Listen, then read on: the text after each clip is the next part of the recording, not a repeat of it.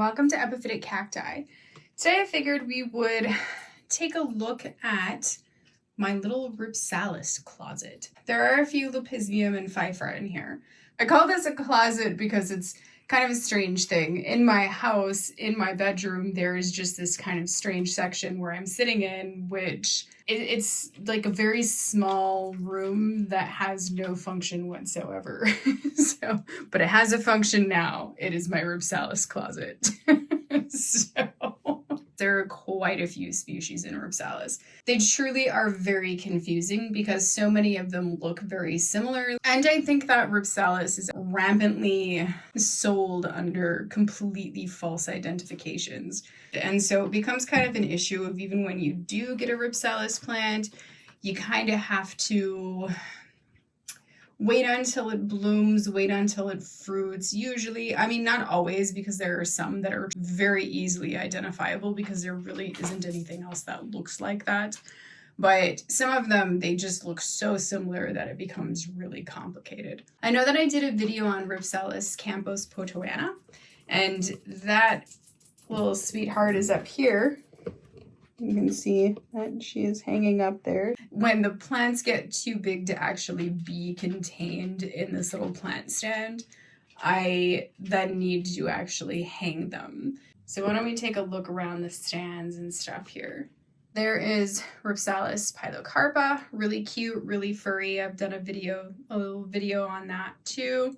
You can see here, buried in there, there is some oliviana, and I really kind of keep buying that plant from like all different places because it does actually come in two different colors.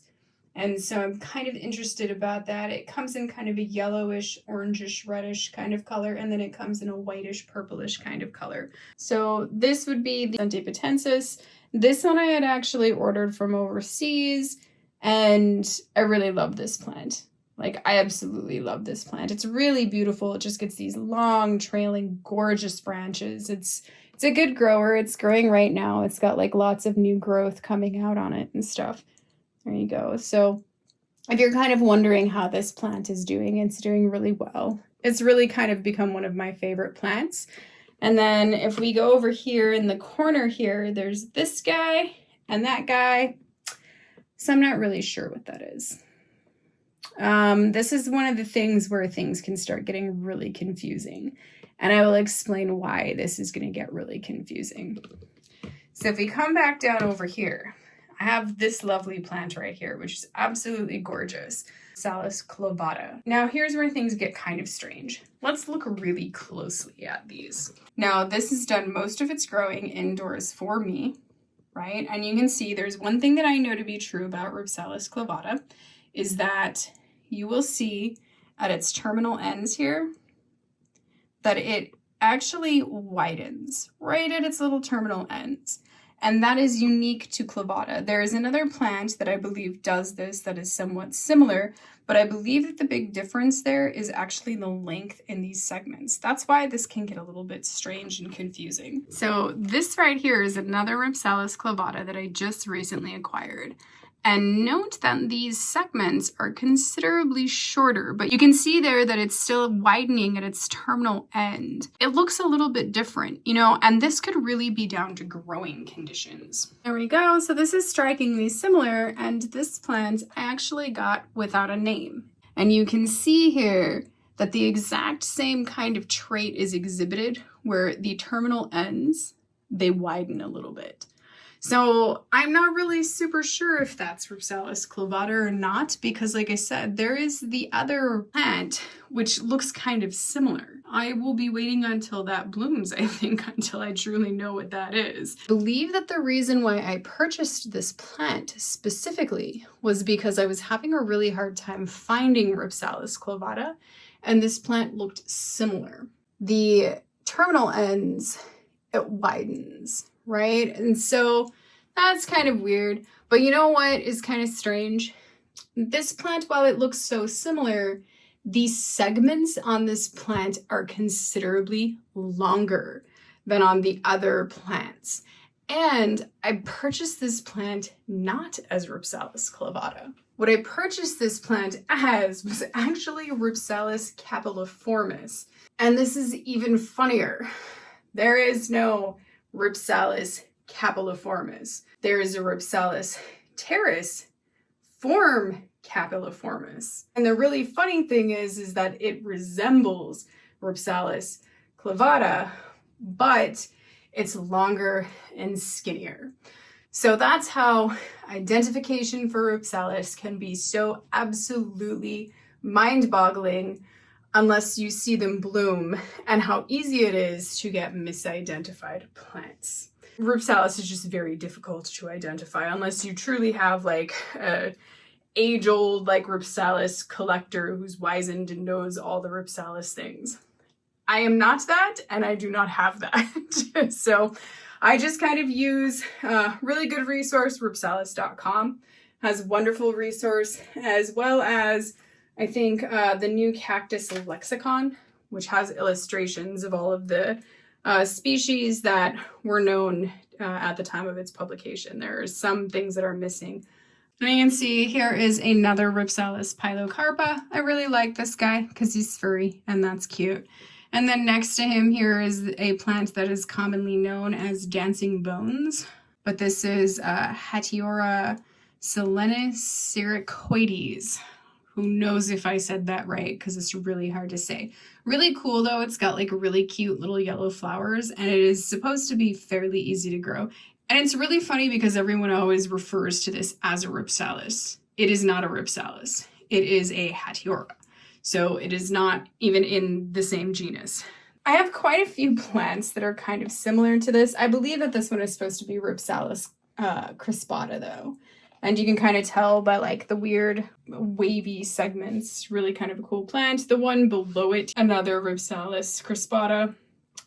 And then here, this guy that we have kind of hiding back here, this guy is fairly new. We're gonna pull this guy out because I think this guy is super cool looking. So like I said, I just recently got this guy and I got it under the name Rhipsalis flacosa subspecies pulvingera. And I don't know if that's accurate or not. I haven't really done quite enough research to know yet, but I was really, really excited by these branches here. So it's got kind of this cool kind of whirling habit here. I just really think it's super cool. I'm getting really, really into Rhipsalis that have branches that are like this, that are kind of like long and round like this. This is really cool because these are not Rhipsalis, these are Pfeiffera. So this is Pfeiffera monacantha, subspecies Monacantha, and the one just below it is Pfeiffera monacantha, subspecies Kimnachii. And it's super cool because this one has these very aggressive spines on it. They're pretty painful there. And then this one does not. And this one gets these really beautiful long branches. They're really deeply lobed. You can see this little guy here has got his little orange buds coming along. I love little orange flowers. It's a thing for me. We can see this beautiful little sweetheart. These are cuttings that I just recently got too. So that is supposed to be Rhipsalis. I have no idea how to say that. Pfeiffera? Rhipsalis Pfeiffera subspecies Teres. So here once again we get kind of this strange thing because there is no subspecies Teres. It's still a really cool looking plant. The little guy next to it I purchased is Rhipsalis quelimbolensis. The Rhipsalis quelimbolensis is actually just supposed to be Rhipsalis Pfeiffera, if I'm saying that right.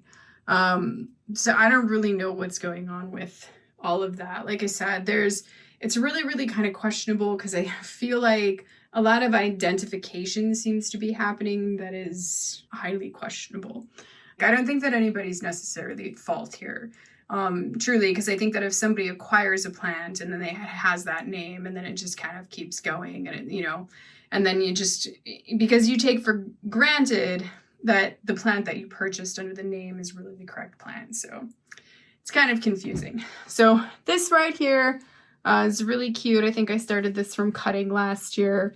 This is a Lepismium, so this is Lepismium hallucianum. Here we have Rhipsalis paradoxa, and this is really kind of that chained link Rhipsalis. It's very prominent. It's got very, very like thick, meaty sort of branches on it. They're not really small. It's kind of a slower grower than the other ones. I mean, it hasn't really proven to be all that slow for me, really. But I have heard that it's a little bit difficult in terms of like, it's easier to rot, which kind of makes sense because with the thicker branches, it probably stores considerably more water. So it's probably something that could easily be overwatered. But you can see just how prominent those branches are. So that's Rhipsalis paradoxa. And now right next to it is another plant that is frequently sold under the wrong name. This plant is really cool, and you can see that it's actually very similar, only it looks like it is much smaller. This led to it being commonly called Rhipsalis Paradoxa Minor. That is not the plant's name, though. This is Rhipsalis pacheco-leonis subspecies Catenulata. That's kind of a mouthful, but that is actually what it is. Probably seemed easier to call it Rhipsalis Paradoxa Minor. Here's kind of a wild child. These guys are really crazy. I don't know if these are really my favorite kinds of Rhipsalis, you know, the ones that where they get these like weird little nubs here. And you can see he's just kind of like blowing off and like growing some crazy weird like growths coming out of his. One of the exciting things about Rhipsalis, like if you're kind of new to them and you start them from cutting, you never quite know what you're going to end up with, really. So I'm not entirely sure what this is, especially because it didn't really come with a name.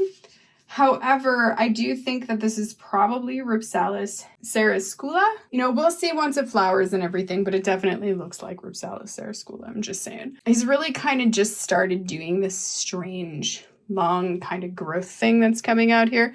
Otherwise, when I got it, it was just kind of small and it had these kind of cool, like pom-pom looking growths coming out here. It's a really kind of a neat plant. I assume that what's going to happen is these guys are going to grow out kind of long and then they're going to pom-pom. So that'll be really neat. He's just really kind of taking off. And then we got another one over here that's doing some very strange things. This really kind of amazing branch that this thing blew off here.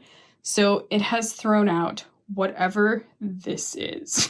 This is just like some kind of weird, crazy Rhipsalis mystery here.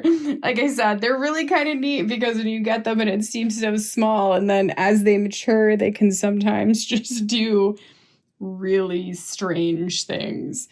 You can see all of this here is also from that plant.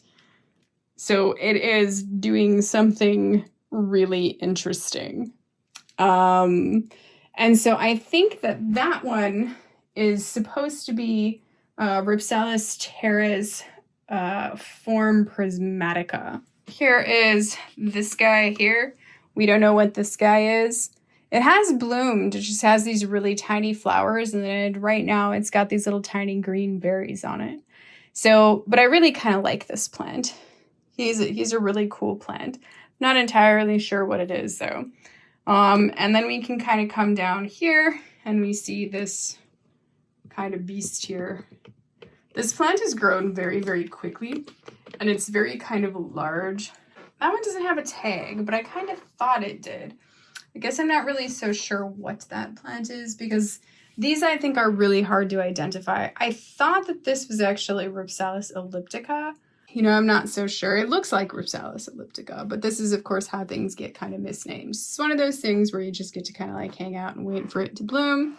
We have something really beautiful and delicate behind it. So this is really quite a small little plant. This would be Lepismium warmingianum. I'm really excited about that little guy. Kind of a slow little grower here, but, you know, it's really small from cutting and everything, so that's kind of expected. We have this little weirdo here. This little guy got under the name Rhipsalis goebeliana. It's really kind of a quick grower, really kind of pretty, very delicate. This guy here is actually one of my first Rhipsalis. I believe this was the second Rhipsalis, maybe the third Rhipsalis that I had ever gotten, and don't really know what it is. So this here is the recent acquisition. Cool looking plant, really cool looking plant. It looks very similar, I think, to Rhipsalis sulcata. Another recent acquisition, this one is supposed to be Rhipsalis ewaldiana.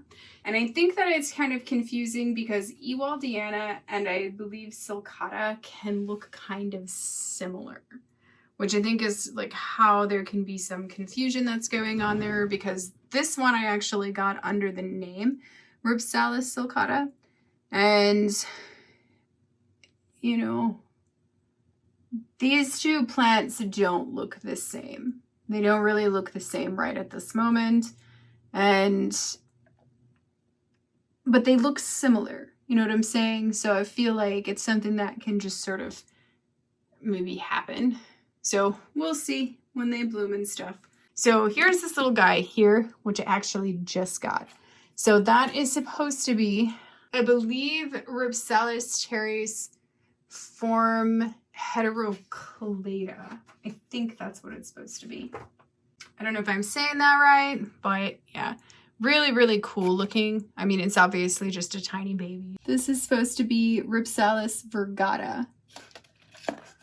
I don't know if there is a Rhipsalis virgata really. This guy right here is kind of funny because every time that I had ever really seen this plant like for sale or anything like that, I never really purchased the plant. And you know, I'm thinking that somewhere inside, it must not have really been to my liking in pictures that I really saw of it. You know, it's kind of a bigger, I think kind of a, it just was not necessarily to my liking. However, I recently accidentally acquired it because it was given to me. It was part of a purchase, but it was kind of a random thing. So Rhipsalis pentaptera. And it's grown on me since I've gotten it. So I'm kind of excited about this. This kind of weird looking dude. See its new little growth. He's really cute. Look at how fat. I'm so excited about those ones with these like round branches like this.